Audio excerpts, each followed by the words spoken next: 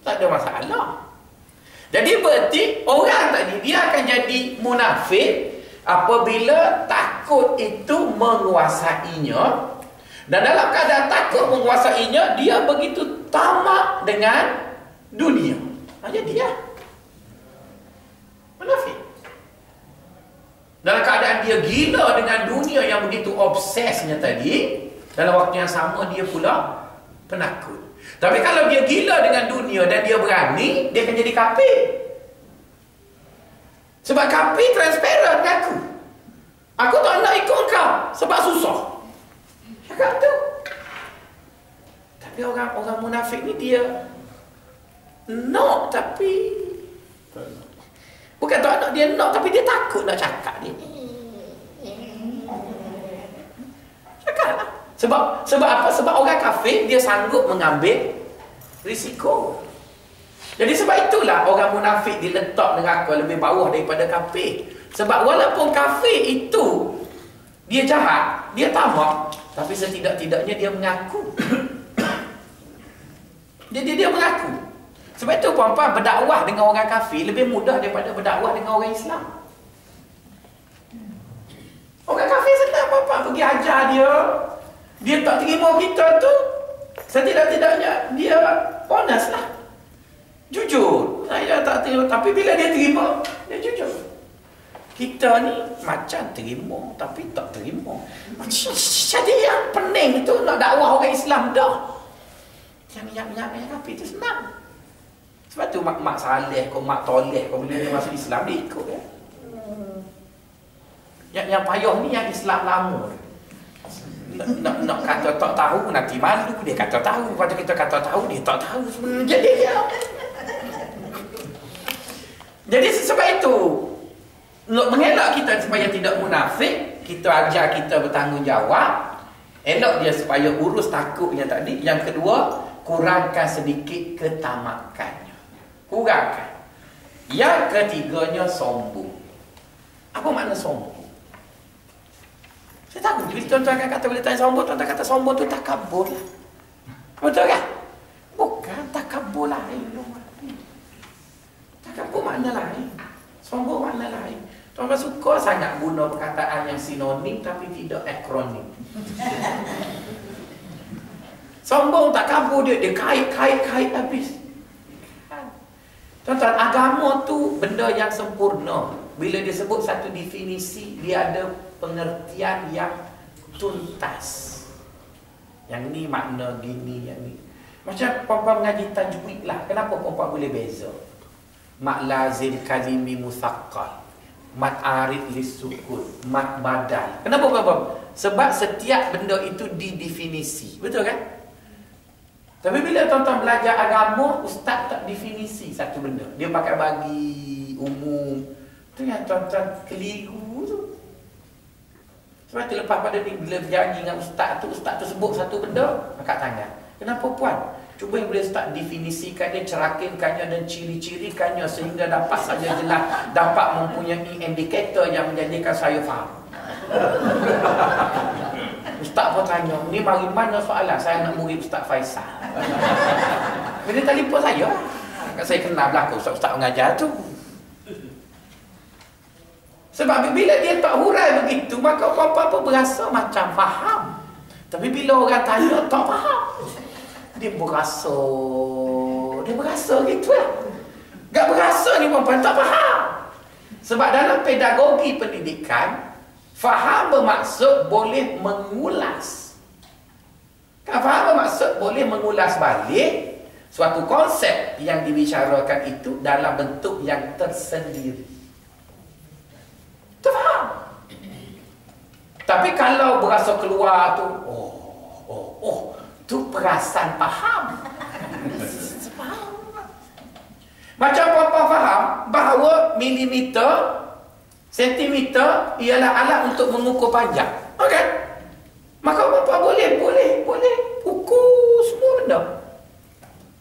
Mungkin ustaz tu dia kata, tidak semua benda boleh ukur. Boleh ukur. Kalau tak tepat pun hampir-hampir tepat. Contohlah ya. Kalau perempuan masak satu masakan, Masakan kan sedapnya abstrak, betul tak? Bila puan bagi kepada orang yang tak pandai mengulas masakan, dia akan kata sot.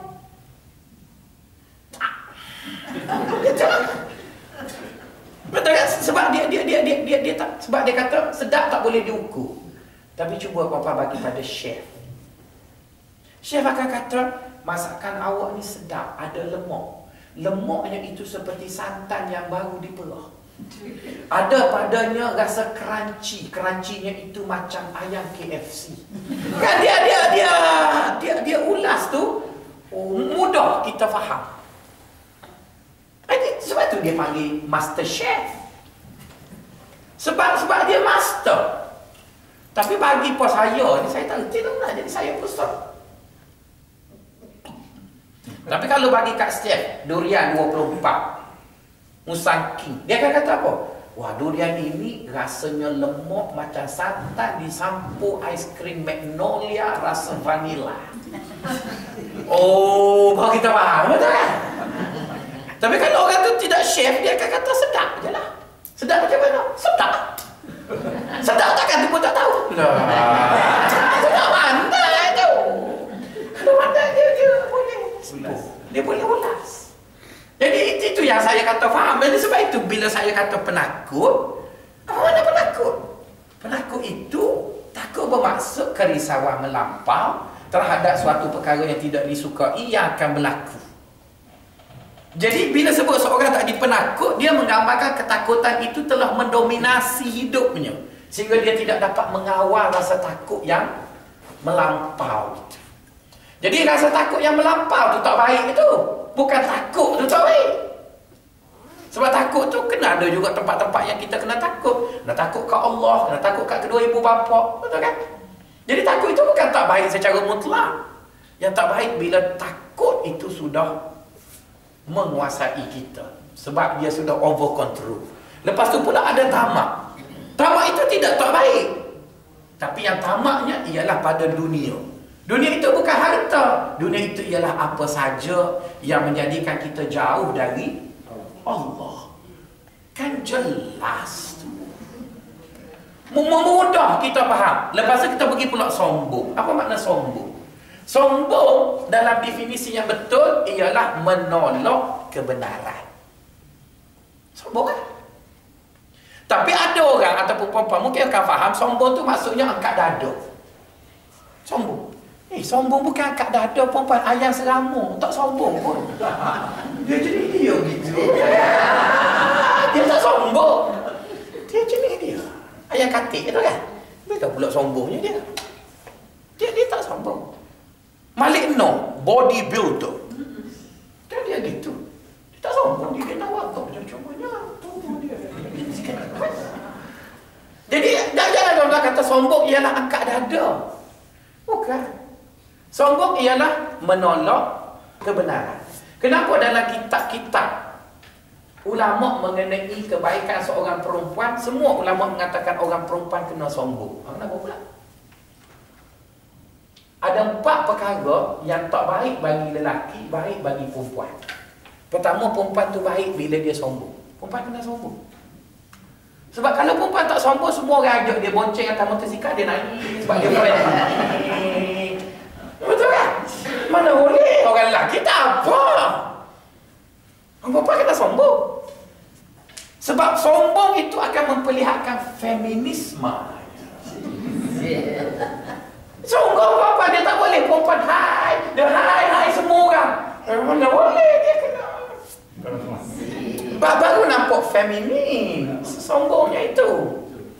Jadi sombong itu, tapi sombong yang dimaksudkan di situ bukan sombong yang kita maksud kat sini lah.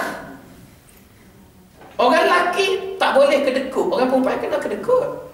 Cuba bayangkan dalam rumah suami tak kedekut, isteri tak kedekut. Dah lah pencing dua-dua. Tak cukup duit lah kan. Habis orang mari sedekah. Nah, masuk ayam Turki pun sedekah, masuk ikan patin pun sedekah. Akhir sekali rumah makan nasi goreng. Tak boleh. Suami kena kuat sedekah, isteri pun jelik. Simpan separuh. Sebab pencing lah. Jadi kedekut pada isteri okey. Tapi suami tak boleh kena. Jadi sebab tu dia gabung. Jadi bila sebut sombong, saya ada satu kes. Seorang pakcik itu, dia dulu pelacur lah, dia pencit. Pelacur pencit. Kita jaga dia. Kita orang panggil dia Katie. Bila nak bagi duit untuk belanja rumah dia tu, sampai-sampai dekat dia tu, saya duduk dekat dia tu dalam 1 meter, bau arak. Saya kata, Katie, kenapa bau tak sedap ni? Ustaz ni pandai je bau-bau. Saya pun pergi dekat. Apa ni bau macam arak? Ustaz tahu mana? Allah, aku tak minum pun tahu lah. Bau. Kenapa pergi minum lagi? Dia kata, Ustaz, kawan lama datang, ajak pergi. Kalau tak pergi kan sombong. Betul kan? Dia telah salah faham tentang sombong. Dia ingat sombong itu bila orang ajak tak pergi, ialah sombong. Itu tak betul tu. Sebab dia salah faham lah tentang sombong. Dia tak nak buat dosa. Sebab dia kata dosa sombong kan besar. Jadi dia tak sombong lah. Jadi bila tak sombong tu, dia pergi buat dosa lain pula.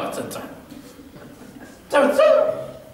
Lepas tu dia kata bila saya pergi karaoke, tengah-tengah karaoke, kawan bagi minum. Saya tak nak minum, dia suruh saya minum. Jadi kalau tak minum, nampak sombong.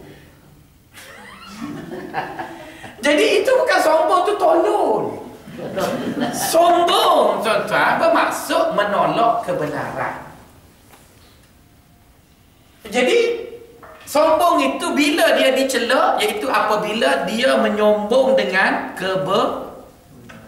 kebenaran. Jadi bila dia bagi sombong itu dianggap tidak baik kerana objek dia tu baik. Maksudnya bila dia menyombong dengan benda baik, maka dia keji. Tapi jika dia menyombong dengan benda jahat, dia dipuji. Orang ajak kita buat jahat, kita sombong. Tak nak tu. Itu okey. Itu sombong juga tu. Tapi sombong daripada buat benda jahat. Sombong buat benda jahat, dia dipanggil nazahah.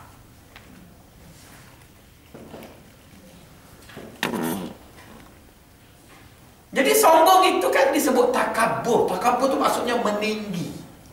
Takabbar, meninggikan diri. Jadi bila meninggikan diri itu dikeji? Ketika mana kita meninggikan diri daripada kebaikan. Kejilah.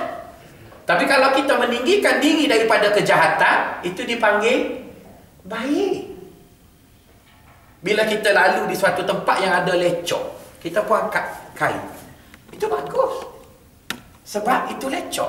Tapi bila kita berjalan di tempat yang bersih, kita duduk gitu juga, itu baru sombong lah. Sebab itu bersih. Tapi kalau kita tempat kotor, kita pun jalan, kononnya tawaduk sampai, itu tolong habis kotor aja. Enggak lah. Sebab itu kotor. Boleh mana maksud saya? Jadi jangan puan-puan kata menyombong itu tak baik secara mutlak. Jadi sombong merujuk kepada apa yang dia sombongi. Jika dia menyombong dari kebenaran, maka betul lah. Jadi sebab itu kadang-kadang kita mengajar anak kita meninggi diri. Tapi meninggi diri dari dosa, maksiat. Maka dia menyombong untuk melakukan maksiat. Tapi dia begitu tawaduk untuk melakukan kebaikan. Jadi oleh kerana itu, dapat kita faham, 4 benda ni akan berlaku apabila ada 3 ni. Bila 3 ini dapat dikurangkan, dengan sendiri yang ni pun kurang. Bila orang itu mempunyai rasa responsibility yang tinggi, betul kan? Maka dia tidak akan mengungkap janji. Bila dia tak mengungkap janji, maka dia akan kurang mungkin janji. Sebab dia bila orang kata, kau boleh buat tak? Minta maaf lah, saya tak boleh buat, saya tak mampu buat. Maka berarti dia tak berjanji. Bila dia tak berjanji, maka dia tak akan mungkin. Tapi bila dia tidak ada rasa responsibility tadi, dia akan menabur janji. Tabur, lepas tu kita tahu dia tak boleh buat, maka dia akan mungkin. Jadi mungkinnya dia terhadap janji itu adalah manifestasi jelmaan kepada sifatnya yang penakut tadi. Sifatnya yang penakut. Tapi kalau dia tidak penakut, dia tak akan begitu. Sebab itu kita lihat orang lain yang tidak Islam, boleh je mereka mengurus di mana mereka tidak menipu. Dia panggil apa ya? Aku nak cakap Inggeris tak pandai. Dia panggil harapan palsu. False hope apa benda dia. Kan orang kita lebih suka diberi harapan palsu. Sebab kita berada dalam environment yang kemunafikan. Suka sangat diberi harapan palsu. Jangan risau, 5 tahun nanti kita akan menjadi bla bla bla bla bla. Kita tanya, ada rancangan konkret ke? Tak tahu. Jadi kita suka yang palsu. Maka kita pun hiduplah dalam khayalan palsu. Cakap benda yang konkret. Boleh buat ke? Tak boleh buat. Tak boleh buat, tak boleh. Maka sebab itu puan-puan, bila kami duduk kat universiti dah belajar dengan orang sains, kami tak suka dah cakap saja. Boleh buat? Tak boleh buat. Tak boleh buat, tak buat. Kita panggil orang lain. Orang lain boleh buat? Tak apa. Kita nak satu benda yang boleh buat. Sebab bila awak janji, pasal awak tak tunai, kita akan sakit hati. Lepas tu bila sakit hati, kita pula penakut, maka ngumpat. Betul kan? Ngumpat itu juga ada puncanya kepada penakut tadi. Jadi berarti puan-puan, selesaikan penakut, selesaikan tamak pada dunia, selesaikan kepada takabur tadi, maka selesailah yang ini. Jadi untuk cover yang ni, maka dia pun guna bohong. Jadi sebab itu bohong tu dimarahi sangat. Sebab bohong itu dia tidak statik, dia berkembang. Ikan siakap senohong gelama ikan duri. Bercakap bohong lama-lama mencuri. Berarti bohong itu dia tidak statik dengan jahat bohong itu ya. Dia akan pergi. Kenapa dia akan pergi bohong mencuri? Sebab dia adalah cover yang menutup yang ini. Sebenarnya punca penyakit kroniknya ini. Maka lahirlah yang ini, lahir yang ini. Jadi sebab itu bila kita tahu orang-orang yang kita sayang ada ciri-ciri yang macam ni, maka fahamlah kita dia berpunca daripada yang ini. Cara nak nasihat dia bukan kutuk dia, bukan marah dia, bukan caci dia. Selesaikan yang ini. Bila kita selesaikan yang itu, untuk kurangkan dia berbohong, bila dah kurangkan dia mungkir janji, ajar dia jangan berjanji. Betul kan? Bila kurang bilangan janji, maka dengan sendiri kuranglah pelanggaran terhadap janji. Tapi bila janji itu ditabur terlalu banyak, maka banyaklah mungkir janji. Jadi kita cakap ke dia, jangan berjanji. Maka akhirnya bila orang tak dah berani, maka bila orang minta apa dengan dia, saya akan cuba buat, tapi saya tak berjanji. Kalau boleh buat, saya buat. Jadi kita pun mungkin ada sedikit kecewa, tapi kekecewaan itu lebih mudah kita telan daripada kita mengharap kemudian akhirnya kita kecewa. Dan itulah baginda sallallahu alaihi wasallam. Boleh apa balik? Ini baru simulasi. Ya, itu pun panjang nak faham dah. Ada jadi kata belum PhD. Bila pergi kepada masalah sebenar, maksudnya gitulah yang saya nak sebutnya dekat perempuan. Bila ada satu kesalahan, kita kena pergi kepada punca, kena kita tengok macam mana nak menanganinya. Okey, yang akhir sekali, manusia adalah zalim. Zalim tu maksudnya dia buat satu benda tidak betul ataupun tidak kena, tidak sesuai, maka dia dipanggil zalim. Jadi oleh kerana itu kita dapati bahawa bila kita lihat manusia tadi asalnya baik, kalau dia buat salah disebabkan jahil ataupun zalim, maka kita jangan hukum dia. Kita selesaikan masalah dia. Okey, bila tuan-tuan dan puan-puan dah faham itu, kita pergilah sikit pada tips. Tips ni ada 12 sebenarnya. Dia memandangkan puan-puan tidak nak buat PhD, kata Haji Jalil, 5 cukup lah. Ya. Kalau ajar 12 dapat degree pula. Ya. 5 cukup lah. Tips bila nak bagi nasihat. Okey, tips yang pertama, bila kita nak bagi nasihat dekat orang, kita kena set dalam kepala kita awal-awal bahawa bila kita nasihat orang, kita bukan nak jadi hero. Ya, bukan nak jadi hero. Yang penting silap tadi disedari. Cukup lah. Bukan kita nak beritahu kat dia, engkau kena terima kasih dekat aku sebab aku tegur. Itu nak jadi hero. Yang penting, bila dia buat silap, macam mana nak suruh dia sedar bahawa dia silap? Cukuplah. Tapi kalau kita fikir nak jadi hero, tindakan kita akan jadi sebaliknya. Ada satu surau dekat kampung Sentosa. Sentosa ni dekat-dekat Taman Medan. Lepas tu ada satu surau. Kat situ dia buat daripada kayu. Jadi bila surau kayu ni banyak cicak. Kan cicak. Macam kita kampung-kampung dulu lepas salam tu ambil pahala tembok cicak dulu kan. Mesti gitu. Jadi imam tadi bila dia nak jadi imam, dia terlupa tengok tapak kaki dia. Sebab imam di surau banyak cicak, kena tengok tapak kaki, takut terkena taik cicak. Jadi imam tu terlupa sembahyang lah. Masa tu sembahyang asar. Saya duduk belakang dia. Bila tahiyat tu dia duduk. Tahiyat tu kita perasan ada tahi cicak di celah kaki dia. Jadi saya lah berfikir nanti sudah-sudah sembahyang kita beritahulah imam. Jadi kalau kena ulang pun saya dengan imam tu. Sudah je salam, bila tu sigung saya. Sigung tahu dia. Dia kata, Ustaz, tidak tahi cicak tu. Saya kata, iyalah. Berarti 3 orang lah tahu. Saya untuk Bilal tu. Tapi Bilal tadi nak jadi hero, dia ambil mikrofon. Assalamualaikum warahmatullahi ta'ala wabarakatuh. Imam kita ni ada tai cicak dekat kaki dia. Megoh muka tu imam tu malu. Tapi dia jadi hero lah. Dia jadi hero lah kan. Sebab dia boleh mengaibkan imam tu. Saya tak suruh dia lah.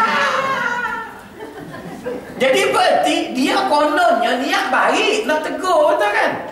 Tapi tegur tadi sebab dia nak jadi hero. Jadi apa yang berlaku? Imam tu malu. Yang kedua, semua orang kena sembahyang balik. Kan hanya kipas kena buka balik, mahal kos. Sepatutnya bila sudah sembahyang tu jangan tegur apa lagi, biar sudah orang balik belakang je, tinggal kita dengan tu imam. Kita pun imam ada jadi sembahyang tadi sepatutnya saya Bilal imam je lah. Sebab hukum fiqh dah sebut begitu. Yang tak tahu tu sudahlah.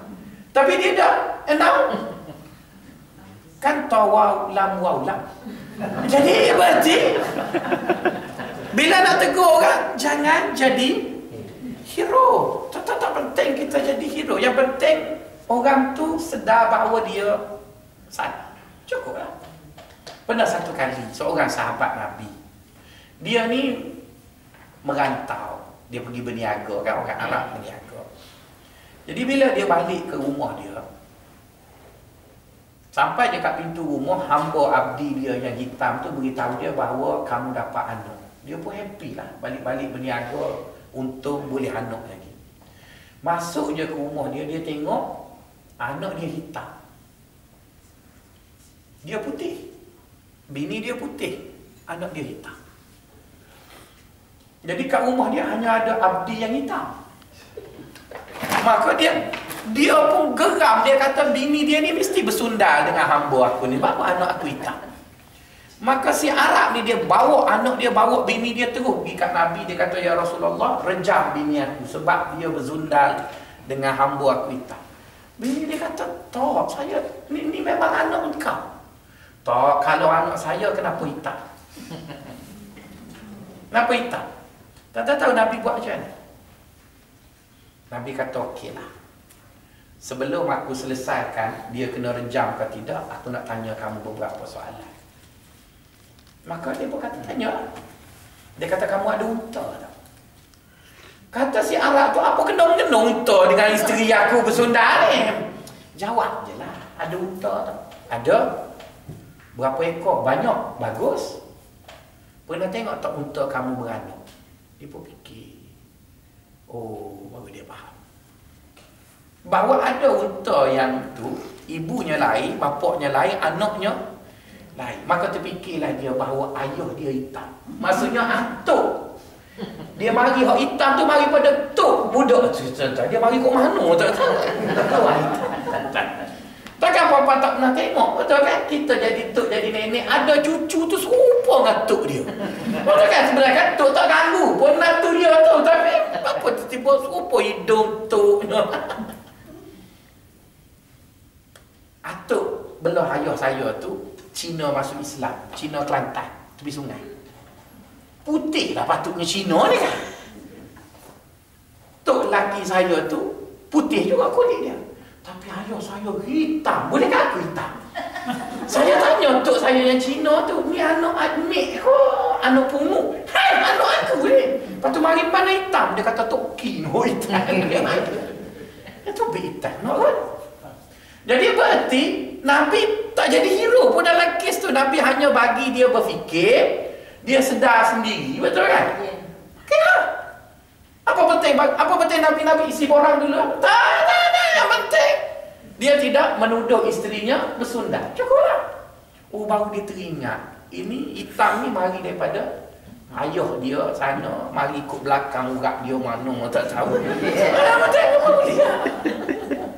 Jadi apa-apa yang saya belajar dari Nabi, bila nak tegur orang, jangan sesekali kita nak jadi hero.